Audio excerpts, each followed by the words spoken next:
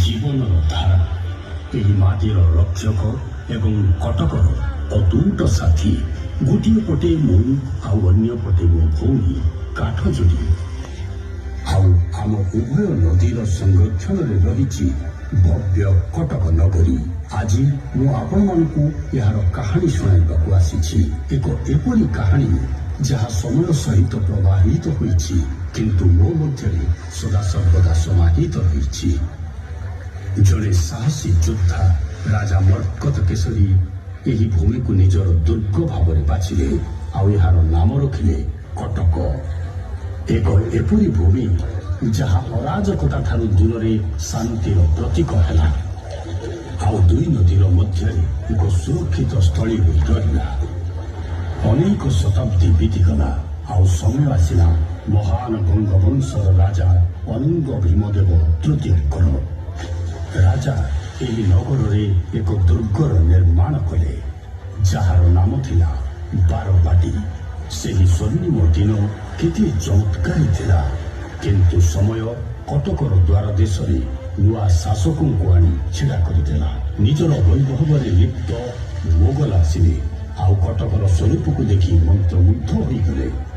ସେମାନେ ଏହି ଅଦ୍ଭୁତ ନଗରୀକୁ ଅଭିନବ ବାରାଣସୀ ଅର୍ଥାତ୍ ନୂଆ ବାରାଣସୀ କହିଲେ। ମୋଗଲମାନେ ଏଠାରେ ମସଜିଦ୍ ଏବଂ ମିନାର ନିର୍ମାଣ କଲେ। ସେତେବେଳେ ଲାଗିଲା ଯେପରି କଟକର ମୁକୁଟରେ ରତ୍ନ ଖଚିତ ହୋଇଛି, କିନ୍ତୁ ଏ ସମୟ ମଧ୍ୟ ବଦଳିଗଲା। ପୁଣି ମରାଠା ଆସିଲେ। ସେମାନେ ବ୍ୟାପାରୀ ବି ଥିଲେ ଆଉ ଯୋଦ୍ଧା ବି। ସେମାନେ ବ୍ୟବସାୟକୁ ପ୍ରାଧାନ୍ୟ ଦେଲେ, ଆଉ କଟକକୁ ଏକ ବ୍ୟବସାୟିକ କେନ୍ଦ୍ରରେ ପରିବର୍ତ୍ତନ କରିଥିଲେ।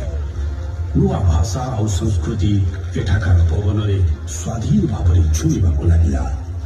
ଜଳର ହଲଚଲ ଭୟାନକ ଭଉରୀରେ ବଦଳିଗଲା, କାରଣ ଇଂରେଜମାନଙ୍କ ଆଗମନ ହୋଇସାରିଥିଲା। ସେମାନେ 1803ରେ କଟକକୁ ଅଧିକାର କରିନେଲେ, ଏହାକୁ ନିଜର ସାମ୍ରାଜ୍ୟରେ ବାନ୍ଧିଦେଲେ। କଟକକୁ ବଦଳିବାକୁ ବିବଶ କରାଗଲା, ଏହାର ଆତ୍ମାକୁ ପରୀକ୍ଷା କରାଗଲା, କିନ୍ତୁ କଟକ ହାର ମାନିଲା ନାହିଁ। କିନ୍ତୁ ଯେପରି ବିନାଶ ପରେ ପୁଣି ନବ ସୃଜନ ହୋଇଥାଏ, ସେହିପରି କଟକର ସ୍ୱର୍ଣ୍ଣିମ ଦିନ ପୁଣି ଫେରିଲା। ସ୍ୱାଧୀନତା ପରେ କଟକ ପୁଣି ଗର୍ବର ସହିତ ମୁଣ୍ଡ ଟେକିଲା। ଆଜି ଏହାକୁ ମିଲେନିୟମ ସିଟି କୁହାଯାଉଛି। ଆଜି ଏହାର ଗଳି ସକାଳ ପରି ଚମକୁଛି। ଏହାର ବଜାରରେ ବ୍ୟବସାୟର କୋଳାହଳ ଅଛି, ଆଉ ଏହାର ମନ୍ଦିର ପ୍ରାର୍ଥନାରେ ଗୁଞ୍ଜରିତ ହେଉଛି, ଯାହା ମୋର ଲହଡିର ସ୍ପନ୍ଦନରେ ସମତାଳିତ ହେଉଛି। ମୋ ପ୍ରିୟ କଟକ ଆଜି ମଧ୍ୟ ଅଦ୍ଭୁତ ଶକ୍ତିରେ ଚକମକ ହେଉଛି। ବାରବାଟୀ ଦୁର୍ଗ ଏବେ ଯଦିଓ ଜୀର୍ଣ୍ଣ ଶୀର୍ଣ୍ଣ ହୋଇଛି, କିନ୍ତୁ ଏହାର କାନ୍ଥ ଏବେ ମଧ୍ୟ ସେହି ଲୋକମାନଙ୍କୁ ନିଜର ଅତୀତର କାହାଣୀ ଶୁଣାଉଛି, ଯେଉଁମାନେ ତାକୁ ଶୁଣିବାକୁ ଆସୁଛନ୍ତି। ନଗରୀର ଅନ୍ୟପଟେ ନେତାଜୀ ସୁଭାଷ ଚନ୍ଦ୍ର ବୋଷଙ୍କ ଜନ୍ମସ୍ଥାନ ସଂଗ୍ରହାଳୟ କରିଛି, ଯେଉଁଠାରେ ସ୍ୱାଧୀନତାର ମଶାଲ ଆଜି ମଧ୍ୟ ସଗର୍ବେ ଜଳୁଛି। କଦମୀ ରସୁଲ ଆଜି ମଧ୍ୟ ଅତୁଟ ରହିଛି, ଏକ ଏପରି ପବିତ୍ର ସ୍ଥଳ ଯେଉଁଠାରେ ସବୁ ଧର୍ମର ଲୋକେ ଆସ୍ଥା ଏବଂ ଶ୍ରଦ୍ଧାର ସହିତ ଏକତ୍ର ହୁଅନ୍ତି। ଓଡ଼ିଶା ରାଜ୍ୟ ସାମୁଦ୍ରିକ ସଂଗ୍ରହାଳୟ ମୋ ଲହରୀ ନିକଟରେ ଦଣ୍ଡାୟମାନ, ଯେଉଁଠାରେ ସମୁଦ୍ର ସହିତ ଜଡ଼ିତ କାହାଣୀ ସଂଗୃହୀତ ରହିଛି।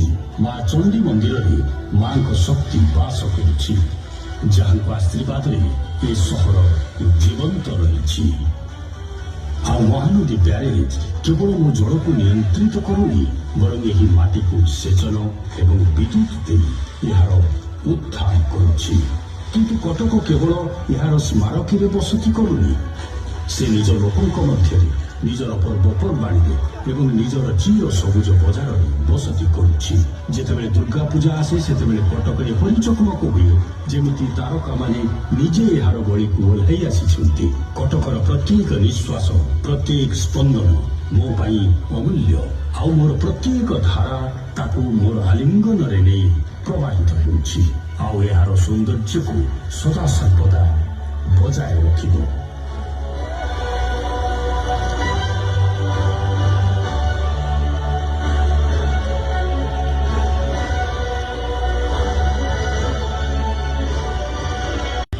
ଜୀବନର ଧାରା ଏହି ମାଟିର ରକ୍ଷକ ଏବଂ କଟକର ଅତୁଟ ସାଥୀ। ଗୋଟିଏ ପଟେ ମୁଁ ଆଉ ଅନ୍ୟ ପଟେ ମୋ ଭଉଣୀ କାଠଯୋଡ଼ି। ଆଉ ଆମ ଉଭୟ ନଦୀର ସଂରକ୍ଷଣରେ ରହିଛି ଭବ୍ୟ କଟକ ନଗରୀ। ଆଜି ମୁଁ ଆପଣମାନଙ୍କୁ ଏହାର କାହାଣୀ ଶୁଣାଇବାକୁ ଆସିଛି। ଏକ ଏପରି କାହାଣୀ ଯାହା ସମୟ ସହିତ ପ୍ରବାହିତ ହୋଇଛି କିନ୍ତୁ ମୋ ମଧ୍ୟରେ ସଦାସର୍ବଦା ସମାହିତ ରହିଛି।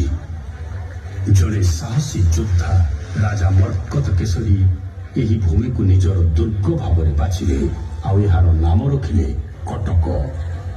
ଏକ ଏପରି ଭୂମି ଯାହା ଅରାଜକତା ଠାରୁ ଦୂରରେ ଶାନ୍ତିର ପ୍ରତୀକ ହେଲା ଆଉ ଦୁଇ ନଦୀର ମଧ୍ୟରେ ଏକ ସୁରକ୍ଷିତ ସ୍ଥଳୀ ହୋଇ ରହିଲା। ଅନେକ ଶତାବ୍ଦୀ ବିତିଗଲା ଆଉ ସମୟ ଆସିଲା ମହାନ ଗଙ୍ଗବଂଶର ରାଜା ଅନଙ୍ଗ ଭୀମଦେବ ତୃତୀୟଙ୍କର।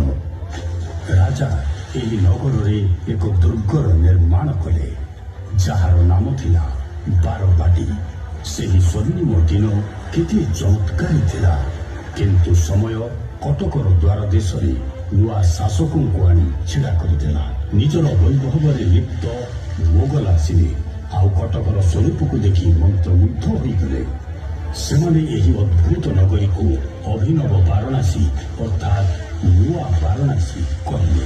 ମୋଗଲମାନେ ଏଠାରେ ମସଜିଦ ଏବଂ ମିନାର ନିର୍ମାଣ କଲେ। ସେତେବେଳେ ଲାଗିଲା ଯେପରି କଟକର ମୁକୁଟରେ ରତ୍ନ ଖଚିତ ହୋଇଛି କିନ୍ତୁ ଏ ସମୟ ମଧ୍ୟ ବଦଳିଗଲା। ପୁଣି ମରାଠା ଆସିଲେ। ସେମାନେ ବ୍ୟାପାରୀ ବି ଥିଲେ ଆଉ ଯୋଦ୍ଧା ବି। ସେମାନେ ବ୍ୟବସାୟକୁ ପ୍ରାଧାନ୍ୟ ଦେଲେ ଆଉ କଟକକୁ ଏକ ବ୍ୟବସାୟିକ କେନ୍ଦ୍ରରେ ପରିବର୍ତ୍ତନ କରିଥିଲେ। ନୂଆ ଭାଷା ଆଉ ସଂସ୍କୃତି ଏଠାକାର ପବନରେ ସ୍ୱାଧୀନ ଭାବରେ ଛୁଇଁବାକୁ ଲାଗିଲା। ଜଳର ହଲଚଲ ଭୟାନକ ଭଉରୀରେ ବଦଳିଗଲା କାରଣ ଇଂରେଜମାନଙ୍କ ଆଗମନ ହୋଇସାରିଥିଲା। ସେମାନେ 1803ରେ କଟକକୁ ଅଧିକାର କରିନେଲେ, ଏହାକୁ ନିଜର ସାମ୍ରାଜ୍ୟରେ ବାନ୍ଧିଦେଲେ। କଟକକୁ ବଦଳିବାକୁ ବିବଶ କରାଗଲା, ଏହାର ଆତ୍ମାକୁ ପରୀକ୍ଷା କରାଗଲା କିନ୍ତୁ କଟକ ହାର ମାନିଲା ନାହିଁ। କିନ୍ତୁ ଯେପରି ବିନାଶ ପରେ ପୁଣି ନବ ସୃଜନ ହୋଇଥାଏ ସେହିପରି କଟକର ସ୍ୱର୍ଣ୍ଣିମ ଦିନ ପୁଣି ଫେରିଲା। ସ୍ୱାଧୀନତା ପରେ କଟକ ପୁଣି ଗର୍ବର ସହିତ ମୁଣ୍ଡ ଟେକିଲା। ଆଜି ଏହାକୁ ମିଲେନିୟମ ସିଟି କୁହାଯାଉଛି। ଆଜି ଏହାର ଗଳି ସକାଳ ପରି ଚମକୁଛି। ଏହାର ବଜାରରେ ବ୍ୟବସାୟର କୋଳାହଳ ଅଛି ଆଉ ଏହାର ମନ୍ଦିର ପ୍ରାର୍ଥନାରେ ଗୁଞ୍ଜରିତ ହେଉଛି ଯାହା ମୋର ଲହଡିର ସ୍ପନ୍ଦନରେ ସମତାଳିତ ହେଉଛି। ମୋ ପ୍ରିୟ କଟକ ଆଜି ମଧ୍ୟ ଅଦ୍ଭୁତ ଶକ୍ତିରେ ଚକମକ ହେଉଛି। ବାରବାଟୀ ଦୁର୍ଗ ଏବେ ଯଦିଓ ଜୀର୍ଣ୍ଣ ଶୀର୍ଣ୍ଣ ହୋଇଛି କିନ୍ତୁ ଏହାର କାନ୍ଥ ଏବେ ମଧ୍ୟ ସେହି ଲୋକମାନଙ୍କୁ ନିଜର ଅତୀତର କାହାଣୀ ଶୁଣାଉଛି ଯେଉଁମାନେ ତାକୁ ଶୁଣିବାକୁ ଆସୁଛନ୍ତି। ନଗରୀର ଅନ୍ୟପଟେ ନେତାଜୀ ସୁଭାଷ ଚନ୍ଦ୍ର ବୋଷଙ୍କ ଜନ୍ମସ୍ଥାନ ସଂଗ୍ରହାଳୟ ରହିଛି ଯେଉଁଠାରେ ସ୍ୱାଧୀନତାର ମଶାଲ ଆଜି ମଧ୍ୟ ସଗର୍ଭେ ଜ୍ୱଳୁଛି। କଦମୀ ରସୁଲ ଆଜି ମଧ୍ୟ ଅତୁଟ ରହିଛି, ଏକ ଏପରି ପବିତ୍ର ସ୍ଥଳ ଯେଉଁଠାରେ ସବୁ ଧର୍ମର ଲୋକେ ଆସ୍ଥା ଏବଂ ଶ୍ରଦ୍ଧାର ସହିତ ଏକତ୍ର ହୁଅନ୍ତି। ଓଡ଼ିଶା ରାଜ୍ୟ ସାମୁଦ୍ରିକ ସଂଗ୍ରହାଳୟ ମୋ ଲହରୀ ନିକଟରେ ଦଣ୍ଡାୟମାନ ଯେଉଁଠାରେ ସମୁଦ୍ର ସହିତ ଜଡ଼ିତ କାହାଣୀ ସଂଗଠିତ ରହିଛି। ମା ଚଣ୍ଡୀ ମନ୍ଦିରରେ ମାଙ୍କ ଶକ୍ତି ବାସ କରୁଛି ଯାହାଙ୍କ ଆଶୀର୍ବାଦରେ ଏ ସହର ଜୀବନ୍ତ ରହିଛି। ଆଉ ମହାନଦୀ ବ୍ୟାରେଜ କେବଳ ମୋ ଜଳକୁ ନିୟନ୍ତ୍ରିତ କରୁନି ବରଂ ଏହି ମାଟିକୁ ସେଚନ ଏବଂ ବିଦ୍ୟୁତ ଦେଇ ଏହାର ଉଦ୍ଧାର କରୁଛି। କିନ୍ତୁ କଟକ କେବଳ ଏହାର ସ୍ମାରକୀରେ ବସତି କରୁନି, ସେ ନିଜ ଲୋକଙ୍କ ମଧ୍ୟରେ ନିଜର ପର୍ବପର୍ବାଣୀରେ ଏବଂ ନିଜର ଚିର ସବୁଜ ବଜାରରେ ବସତି କରୁଛି। ଯେତେବେଳେ ଦୁର୍ଗା ପୂଜା ଆସେ ସେତେବେଳେ କଟକରେ ହରିଚକମକ ହୁଏ ଯେମିତି ତାରକାମାନେ ନିଜେ ଏହାର ଗଳିକୁ ଓହ୍ଲାଇ ଆସିଛନ୍ତି। କଟକର ପ୍ରତ୍ୟେକ ନିଶ୍ୱାସ ପ୍ରତ୍ୟେକ ସ୍ପନ୍ଦନ ମୋ ପାଇଁ ଅମୂଲ୍ୟ ଆଉ ମୋର ପ୍ରତ୍ୟେକ ଧାରା ତାକୁ ମୋର ଆଲିଙ୍ଗନରେ ନେଇ ପ୍ରବାହିତ ହେଉଛି ଆଉ ଏହାର ସୌନ୍ଦର୍ଯ୍ୟକୁ ସଦାସର୍ବଦା ବଜାୟ ରଖିବ।